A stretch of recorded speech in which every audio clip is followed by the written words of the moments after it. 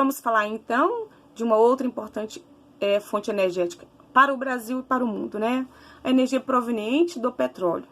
Então vamos lembrar aqui como é que se deu, né, o surgimento no Brasil. Nós estamos falando agora do Brasil, né? Como é que se deu a exploração então do petróleo, né, em terras brasileiras? A descoberta do petróleo foi, olha para você ver, marque com o seu marca-texto, 1938, na região do que a gente chama, né, da bacia sedimentar do Recôncavo Baiano, no litoral da Bahia. Então, aqui foi onde primeiro se descobriu o petróleo. Mas veja, só em 1953 é que foi criada a Petrobras. Né? A Petrobras é uma empresa estatal, ou seja, é do governo brasileiro, e ela tem o direito de exploração, transporte e refino do petróleo. Então, quando é que foi criada a Petrobras? No período do governo de Getúlio Vargas. Ele foi o presidente responsável pela criação e até então, ó, a Petrobras, ela começou a explorar e o Brasil conseguiu autossuficiência de petróleo naquela época. Por quê? Porque a indústria não era tão grande, né? A economia do país ainda estava em crescimento. Então, o petróleo explorado no Recôncavo Baiano, naquele período, atendia a necessidade, ou seja, o consumo, né? A autossuficiência, então, do petróleo foi alcançada em 2006. Só que, o que nós vamos perceber? Entre 2007 e 2013, nós vamos ter um crescimento da indústria brasileira muito acelerada. Com o crescimento da indústria, com o aumento do transporte de mercadorias, com o crescimento urbano, mas necessidade de transporte também de pessoas, o Brasil deixa de novo de conseguir atender essa demanda. E volta a necessidade de importar o petróleo que nós não tínhamos em quantidade suficiente. O que nós vamos perceber? Isso vai, né, até 2007 também, nós vamos perceber que o Brasil continua investindo na pesquisa e nós vamos dar um salto muito importante quando em 2007 é descoberto o pré-sal. Eu não vou adentrar no pré-sal porque já dei uma aula, nós já assistimos um vídeo e vale a pena você voltar lá no YouTube, né, e voltar a ver aquele vídeo lá para você entender, mas eu acho que está bem claro. O pré-sal, então, dá para nós de novo, né, essa autossuficiência na produção de petróleo, tá?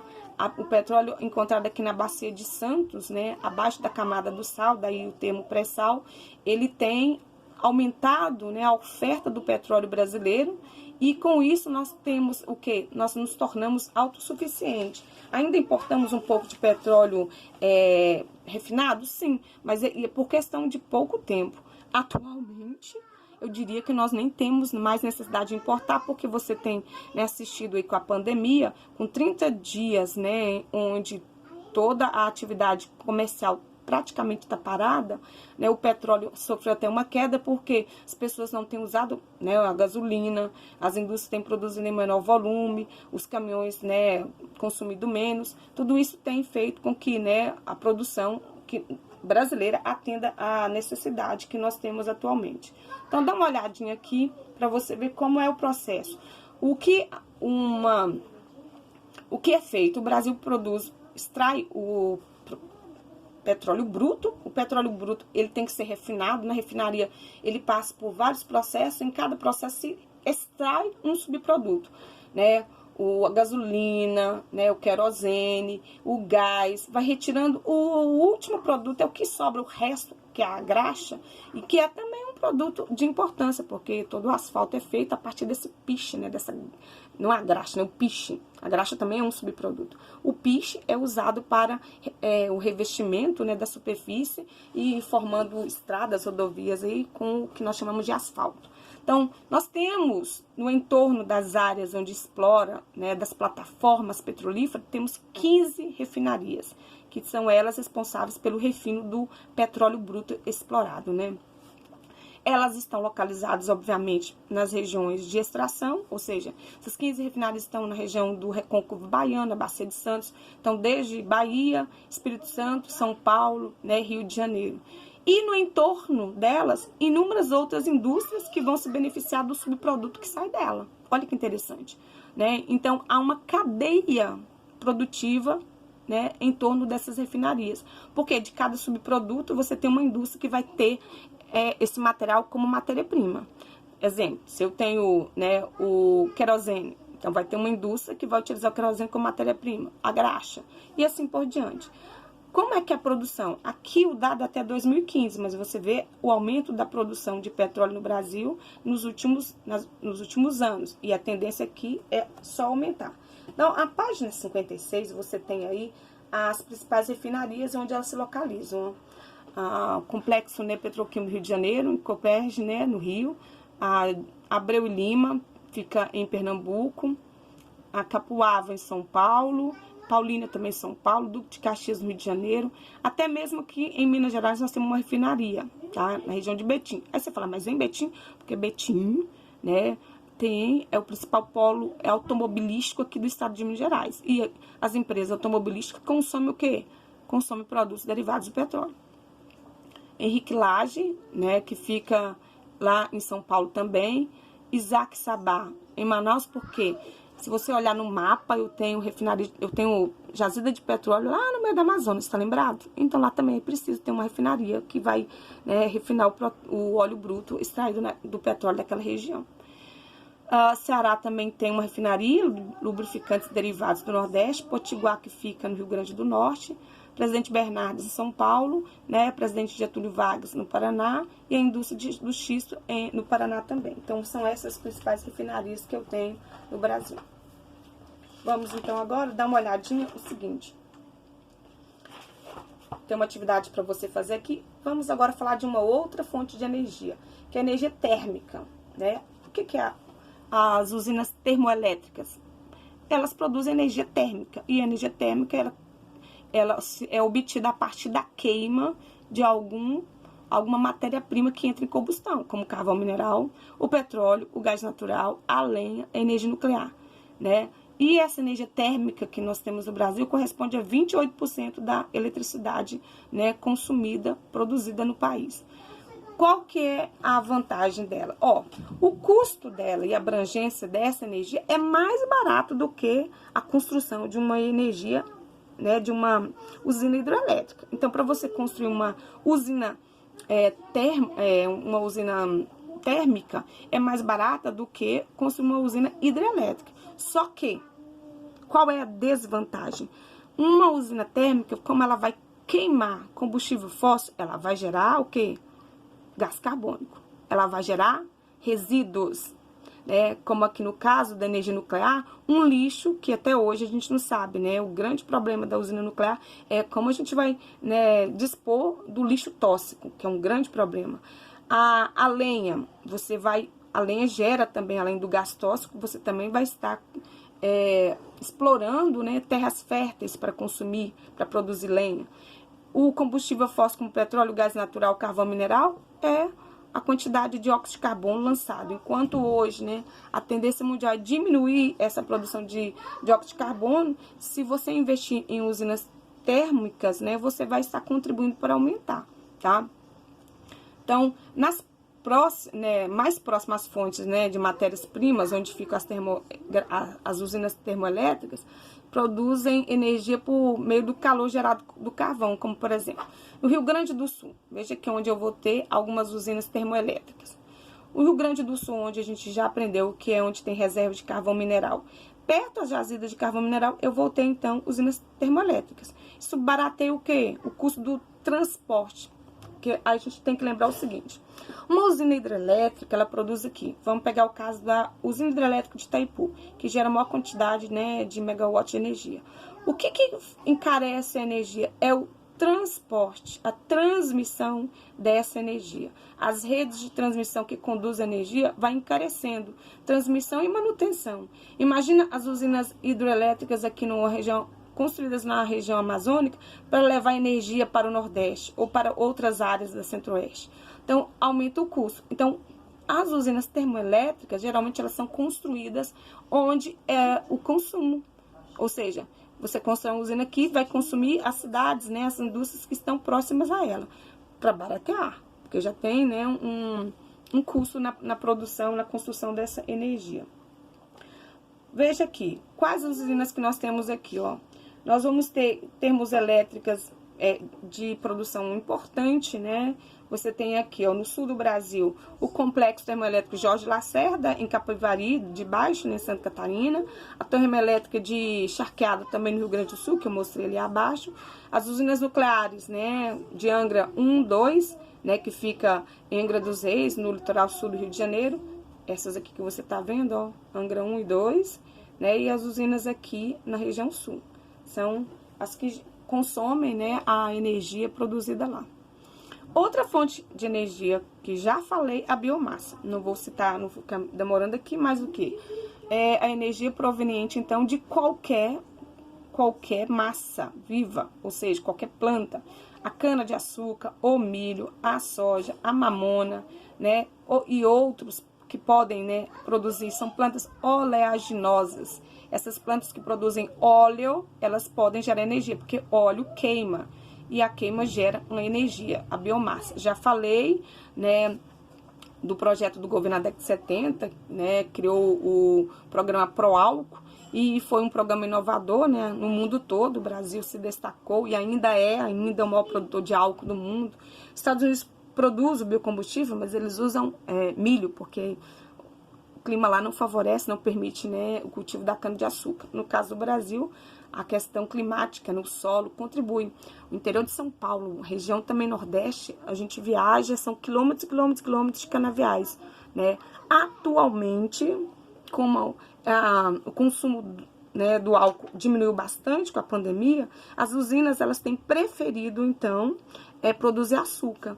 A usina, ela produz, a mesma usina que produz açúcar, produz álcool. E geralmente ela vai intercalar conforme o preço no mercado. Se o preço do açúcar está melhor, se produz mais açúcar, menos álcool. Se o preço do álcool está melhor, produz mais álcool do que açúcar. E tem também a questão da cana. A cana, quando ela está mais verde, ela tem menos açúcares. Então, vai se fazer álcool. A cana, quando ela está mais madura, no final, porque começa a cortar a cana. Então, quando ela começa a ser cortada, ela está menos doce. Aí se produz álcool. Quando no final, né, ela já está mais madura, ela está mais doce, né, se produz açúcar, que é também um produto, né, de alto valor agregado no mercado, né, todo mundo consome açúcar em grande quantidade, tá? A biomassa, então, na geração de energia, principalmente a partir da cana-de-açúcar, ela vai, então, a energia do álcool, né, vai ser usado mais para o quê? Pode marcar aí, ó, setor de transporte e na produção de eletricidade. Como assim? Como eu falei para você há pouco, né, o bagaço da cana-de-açúcar, ele vai ser usado para queimar e sustentar a própria usina. E a produção é tão elevada que o que excede do consumo daquela usina é jogado para a rede elétrica. Assim, a usina ela fica tendo a ver com a companhia, né, de eletricidade. Porque a energia que sobra não vai ser desperdiçada. Ela é colocada nas linhas de transmissão e vai para a empresa que distribui energia elétrica nas cidades e nas indústrias. Então, gera tanto o álcool que vai ser usado no transporte, quanto a energia elétrica, né, que faz parte da matriz energética brasileira. Então, a utilização da cana-de-açúcar, né, no setor energético, ela é questionada por causa de usar uma área muito grande. Podia estar plantando alimento e tá plantando cana para gerar energia. Óbvio que gera o alimento açúcar, né? Mas em grande parte é para gerar álcool. É o mesmo questionamento, né, que a gente tem quando alaga muitas áreas. Terras férteis que poderiam produzir alimento vão estar inutilizadas. Sempre há um aspecto negativo. As energias limpas, que são as chamadas energias renováveis, que são tão sonhadas, como a eólica e solar, no Brasil, elas ainda crescem, eu diria, moderadamente, né? Não tanto quanto poderia, principalmente a solar. Falando de um Brasil tropical, com um potencial, né, energético gigantesco, com luz solar o ano inteiro, o ano todo, ainda utilizamos muito pouco, comparado principalmente com alguns países europeus que estão numa zona térmica diferente, com menos luz solar e que conseguem gerar e produzir energia solar muito mais do que nós. Mas eu já expliquei para vocês, não há muito interesse governamental, né, por causa das empresas, principais empresas de distribuição de energia hidrelétrica são do governo, né, no caso nosso. O governo de Minas é o dono da CEMIG, Então, que interesse ele tem de incentivar a geração e a construção de usinas de energia solar aqui em Minas Gerais? Ele vai ter prejuízo. Então, existe uma questão política aí que dificulta o crescimento. E há também o custo, né? As placas fotovoltaicas, que são as usadas para captar energia solar e gerar energia para a gente usar em casa, continuam sendo caras. Por quê? Porque não tem um número, a produção no Brasil ainda é pequena. Se a produção é pequena, o custo é elevado. Mas nós temos aqui um crescimento. Em todo o Brasil há um potencial, tanto da energia eólica, quanto também da energia solar, tá? Você tá vendo aqui, ó, usinas eólicas em operação. Essas aqui todas em operação. Já mostrei para vocês, né, que existe uma usina eólica aqui no sul do Brasil, que gera energia que move uma fábrica, né, aqui em São Paulo. Como assim? A fábrica de São Paulo, obviamente, ela usa a energia tradicional, convencional, né, oferecida por uma empresa, mas a usina que ela criou aqui no sul gera energia que vai para a rede e que compensa, a um sistema de compensação. 24 horas de funcionamento da indústria movida toda por energia eólica. Então, é uma energia limpa, porque não tem nenhuma emissão de gás, a não ser aquele caso, né, que aqueles grandes cataventos podem interferir na rota de algumas aves migratórias, mas nada além disso, né, não há produção de nenhum gás tóxico, nenhum gás poluente. E quando eu olho para o Brasil, você vai ver aqui, ó, eu tenho uma concentração, o Nordeste tem investido muito nessa energia, porque aqui tem um grande potencial, o Sul também. Você vê que as maiores usinas eólicas estão aqui, né, com algumas coletores aí, alguns estados aí que produzem, olha só, a energia eólica, ela cresceu, se for comparar nos últimos tempos, 829% de crescimento. O Rio Grande do Norte, ele deixou de importar energia de alguns estados, que é o Rio Grande do Norte, deixou de importar energia dos estados vizinhos e tornou-se autossuficiente só com centrais eólicas. Olha que interessante. Tá vendo que aqui o litoral todo está cheio, tomado por usinas eólicas? O Rio Grande do Norte, então, usa a energia eólica. O Ceará também, como você vê, não é autossuficiente, mas usa um grande volume. Onde eu posso implantar os cataventos, onde eu posso instalar usinas eólicas? Em todas essas áreas que você vê em marrom escuro são onde há potencial.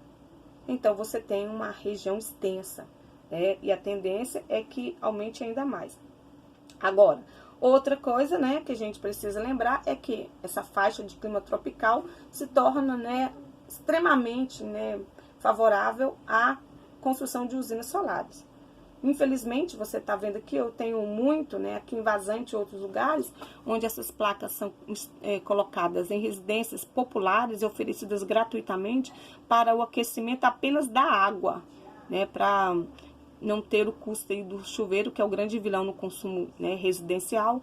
Então, essas placas aquecem a água. Mas, da mesma forma como aquece a água, elas, em quantidade maior, elas podem gerar energia para consumo de todos os eletrodomésticos de uma casa, o que, né, reduziria aí as contas de energia, que são muito caras. Geralmente, quem instala, então, placas solares, né, vão pagar taxas mínimas, bem baratinhas, né? E em 3 anos, o custo que ela teve para instalação vai ser abatido no valor da conta que ela deixou de pagar, tá? O uso dessas fontes limpas, né, é uma tendência mundial. Infelizmente, no Brasil, a gente, por questões políticas, a gente não faz o uso devido como deveria, né? A radiação solar no Brasil é intensa. Você tem aqui, olha para você ver, nós temos um mapa na página 62 mostrando exatamente isso que eu tô falando, né? Na página 62 aqui, olha para você ver. Radiação solar no Brasil, uma média. Olha para você ver. As áreas mais escuras é onde nós temos uma radiação o ano inteiro. Aqui, quanto mais perto da linha do Equador, por causa da inclinação dos raios solares aqui diretos, produz maior calor ainda. E aqui nós vamos ver também, ó, um potencial gigantesco. Uma redução menor em algumas áreas por causa da altitude, mas no geral o país tropical tem potencial de usinas, né, solares de norte a sul, de leste a oeste. Boa atividade para você, né? Faça o CA, eu vou avaliar, tá? Reveja e leia toda a matéria quando você estiver fazendo as anotações do seu CA. Você vai reler e algumas informações que talvez eu não tenha dito, você vai encontrar aqui também. Boa aula e até o volume 2.